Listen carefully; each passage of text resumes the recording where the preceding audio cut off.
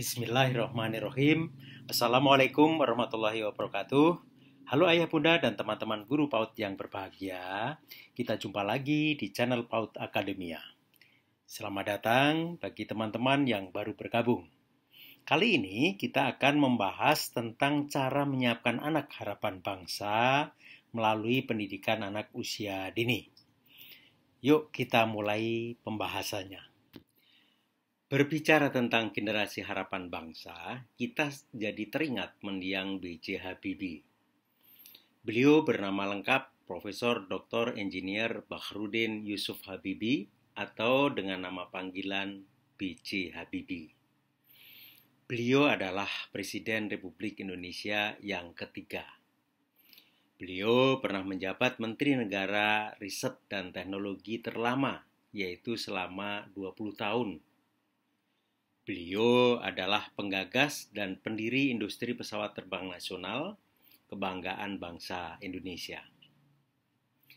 B.J. Habibie dikenal sebagai orang yang soleh, sangat cerdas, kreatif, lincah, jujur, disiplin, pandai bergaul, setia, ramah, peduli, dermawan, dan masih banyak julukan lainnya. Beliau layak menjadi idola kita semua. Indonesia membutuhkan sejuta Habibie. Mengapa? Berikut ini alasannya. Pertama, Indonesia adalah negara besar dengan penduduk terbanyak nomor 4 di dunia. Kedua, Indonesia merupakan salah satu negara yang memiliki wilayah laut terluas di dunia. Ketiga, alam Indonesia sangat kaya, baik yang terkandung di daratan, di lautan, maupun di hutan yang terhampar luas. Dan yang keempat, ribuan kekayaan alam Indonesia belum terkelola dengan baik, masih menunggu putra terbaik yang mampu mengelolanya. Dalam hal ini, PAUD merupakan landasan awal yang sangat penting dalam menyiapkan generasi yang sehat, cerdas, tangguh, dan berakhlak mulia seperti Pak Habibie. Seperti apa gambaran generasi harapan bangsa tersebut? Bangsa kita membutuhkan keahlian yang berbeda-beda. Apapun keahliannya akan menjadi unggul jika generasi tersebut memiliki sabta atau 7 karakter cerdas dengan singkatan BSD dan 4K, yaitu B artinya berakhlak mulia. Berakhlak mulia bukan berarti serba mengalah, tetapi memiliki akhlak yang terpuji. S artinya sehat, kuat, dan tangguh, yaitu tidak mudah sakit dan siap untuk bekerja keras. D artinya disiplin, giat, dan pantang menyerah. Berikutnya adalah 4K. K yang pertama, kritis dalam berpikir, yaitu cermat dan teliti. K yang kedua, kreatif dalam bertindak, yaitu memiliki banyak cara. K yang ketiga, komunikatif dalam berbicara, yaitu jelas, runtut, dan mudah dipahami. Dan K yang keempat adalah kolaboratif dalam bekerja. Kolaboratif di sini bukan hanya dengan teman sekerja atau sekelompoknya, tetapi juga dengan pesaing atau lawan bisnisnya, sehingga sama-sama diuntungkan. Semua karakter cerdas tersebut berkembang dan pesat pada masa usia dini. Dalam hal ini, peran orang tua dan guru PAUD menjadi sangat menentukan. Bagaimana cara yang perlu ditempuh dalam mewujudkan anak harapan bangsa tersebut? Secara keseluruhan, ditempuh melalui pendidikan yang baik.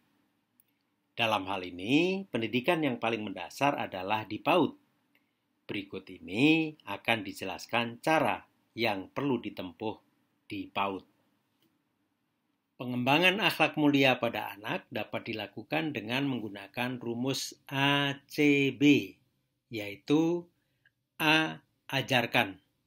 Ajarkan perilaku akhlak mulia sesuai dengan nilai-nilai agama dan moral dalam kegiatan sehari-hari anak. C. Contohkan. Contohkan perilaku akhlak mulia di rumah dan di sekolah. Hal ini menuntut orang tua dan guru berperilaku yang mencerminkan akhlak mulia. Dan B. Biasakan. Biasakan perilaku akhlak mulia dalam kegiatan anak di rumah dan di sekolah. Jika anak salah atau lupa, ingatkan dengan mencontohkan perilaku yang benar tanpa harus menyalahkan anak. Kondisi anak yang sehat, kuat, dan tangguh adalah modal utama dalam meraih sukses. Usia dini merupakan waktu yang tepat untuk mewujudkannya. Kesehatan dan ketangguhan yang dibangun pada masa usia dini akan bertahan hingga masa dewasanya. Berikut ini adalah cara-cara yang dapat dilakukan dalam layanan di PAUD.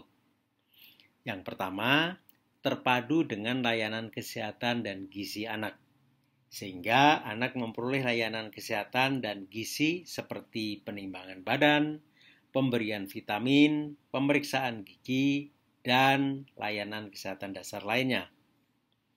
Yang kedua, memiliki data dasar tentang status kesehatan dan gizi anak, antara lain fotokopi KMS, data penyakit yang pernah diderita anak, dan data kondisi fisik anak. Yang ketiga, melakukan latihan gerakan kasar setiap hari di area terbuka sekitar 30 menit. Latihan ini bukan hanya untuk kebugaran anak, tetapi banyak manfaat lainnya. Yang keempat, memberi semangat jika ada anak yang terlihat malas. Beritahu orang tua jika sekiranya anak tersebut kurang sehat. Dan yang kelima, menghimbau para orang tua untuk tidak mengantar anaknya ke sekolah jika anaknya sedang kurang sehat, seperti pilek, suhu badan tinggi, atau demam. Pengembangan pribadi yang disiplin, giat, dan pantang menyerah di PAUD antara lain dilakukan melalui yang pertama, membiasakan anak selalu tepat waktu dan patuh aturan, baik di rumah maupun di sekolah. Yang kedua, membiasakan anak melakukan kegiatan secara tekun, pantang menyerah. Yang ketiga, membiasakan anak menyelesaikan kegiatan secara tuntas. Yang keempat, melibatkan anak dalam kegiatan beres-beres dan merapikan tempat. Dan yang kelima, membiasakan anak mandiri dalam memenuhi keperluannya sendiri. Kritis dalam berpikir merupakan hal yang sangat perlu dikembangkan. Keterampilan ini merupakan salah satu kunci keberhasilan anak di kemudian hari. Pengembangan pribadi yang kritis dalam berpikir antara lain dapat dilakukan melalui yang pertama, membiasakan anak banyak bertanya. Yang kedua, membiasakan anak bersikap kritis. Yang ketiga, membiasakan anak dengan kegiatan yang membutuhkan kecermatan. Yang keempat, membiasakan anak memecahkan masalahnya sendiri. Dan yang kelima, membiasakan anak mengembangkan daya nalarnya. Pengembangan pribadi yang kreatif dalam bertindak antara lain dilakukan melalui yang pertama, membiarkan anak melakukan sesuatu sesuai dengan caranya sendiri. Yang kedua, jika anak belum berhasil dalam melakukan sesuatu, beri semangat agar berhasil. Yang ketiga, jika anak membutuhkan bantuan, berikan bantuan seperlunya. Biarkan anak sendiri yang menyelesaikannya. Yang keempat, memberikan pujian kepada anak setiap ia meraih keberhasilan. Pujian sangat penting agar anak merasa pekerjaannya dihargai. Dan yang kelima, memberikan anak waktu bermain yang cukup sehingga gagasannya tuntas. Jika waktunya kurang, maka anak akan merasa kecewa. Anak perlu waktu sekitar 1 jam untuk bermain. Pengembangan pribadi anak yang pandai berkomunikasi antara lain dilakukan melalui yang pertama, membiasakan anak menyampaikan pendapat. Yang kedua, membiasakan anak menjelaskan apa yang ia pikirkan dan lakukan. Yang ketiga, hindari menebak-nebak apa yang dilakukan oleh anak. Biarkan anak sendiri yang menjelaskan. Yang keempat, mintalah anak menceritakan pengalaman setelah ia selesai melakukan kegiatan. Dan yang kelima, membiasakan anak berdiskusi dengan teman-temannya. Pengembangan pribadi anak agar berperilaku kolaboratif dalam pergaulan antara lain dilakukan melalui yang pertama, membiasakan anak bermain dengan berpasangan atau berkelompok. Yang kedua, membiasakan anak menghargai teman-temannya. Yang ketiga, jika terjadi perselisihan antar anak, mintalah mereka menjelaskan dan menyelesaikannya. Yang keempat, jika ada anak yang menolak berpasangan dengan salah satu temannya, mintalah alasannya dan akurkan. Dan yang kelima, atur teman bermain secara berganti agar anak mengenal semua teman-temannya. Ayah, bunda, dan teman-teman guru PAUD yang saya banggakan, seperti biasa sebagai bahan evaluasi untuk mengetahui sejauh mana tingkat pemahaman kita terhadap materi pada video ini, silakan jawab pertanyaan berikut ini.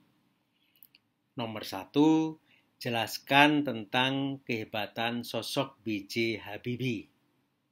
Nomor 2, mengapa Indonesia membutuhkan sejuta Habibie? Nomor 3, sebutkan seperti apa gambaran generasi harapan bangsa. Nomor 4, sebutkan caranya agar anak berakhlak mulia. Nomor 5, sebutkan caranya agar anak hebat, kuat, dan tangguh. Nomor 6, sebutkan caranya agar anak disiplin, giat, dan pantang menyerah. Nomor 7, sebutkan caranya agar anak kritis dalam berpikir. Nomor 8, sebutkan caranya agar anak kreatif dalam bertindak. Nomor 9, sebutkan caranya agar anak komunikatif dalam berbicara. Dan nomor 10, sebutkan caranya agar anak kolaboratif dalam pergaulan. Apabila teman-teman masih ragu dalam menjawab, coba dengarkan sekali lagi video ini secara lebih cermat. Semoga pengetahuan ini bermanfaat.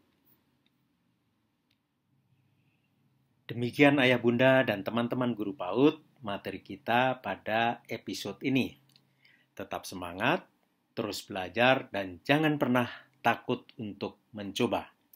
Kita bisa karena biasa. Sampai jumpa pada episode berikutnya. Wassalamualaikum warahmatullahi wabarakatuh.